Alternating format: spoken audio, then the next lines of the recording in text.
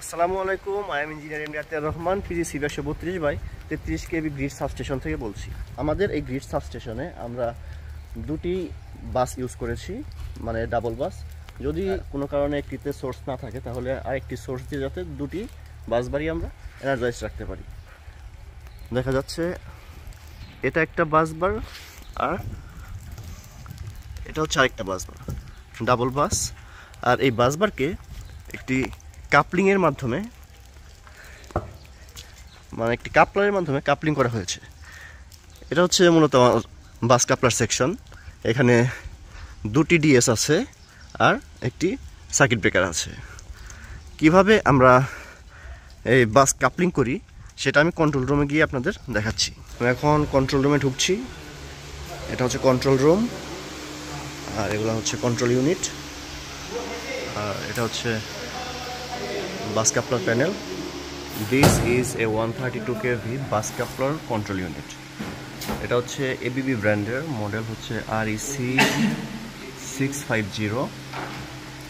এখানে দুটি বাস বার আর এটা হচ্ছে কাপলার, কাপলিং করা হয়েছে দুইটি ডিএস দিয়ে আর একটি সার্কিট ব্রেকার দিয়ে।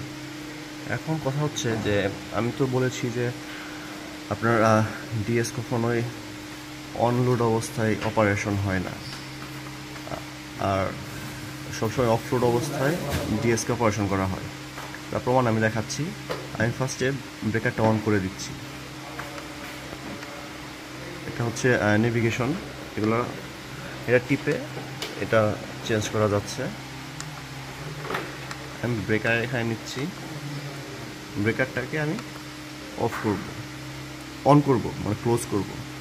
ক্লোজ সিগন্যাল দিলাম, are you close the switch, yes, enter দিলাম।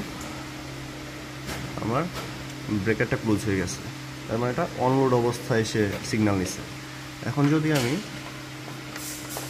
ডিএসটাকে ক্লোজ করতে যাই, সাপোজ ডিএসকে কমান্ড দিলাম close,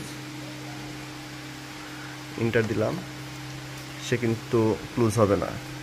error operation failed, block by interlocking. এখানে ইন্টারলকিং করা আছে, সে অনলোড অবস্থায় অপারেশন করবে না। এসকেপ দিলাম। আমি যদি এখন আবার সার্কিট ব্রেকারকে ওপেন করে দেই, ওপেন কমান্ড দিলাম,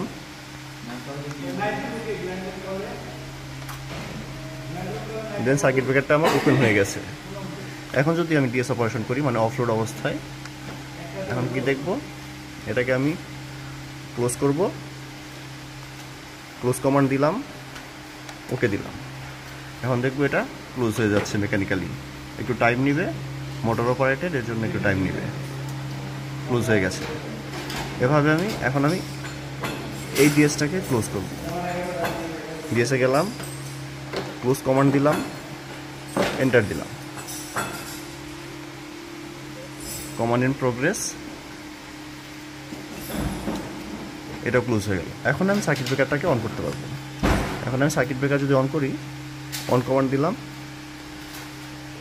ওকে দিলাম, এখন আমার সার্কিট ব্রেকার অন হয়ে গেছে এবং দুইটা বাসের মাঝখানে কাপলিং হয়ে গেছে।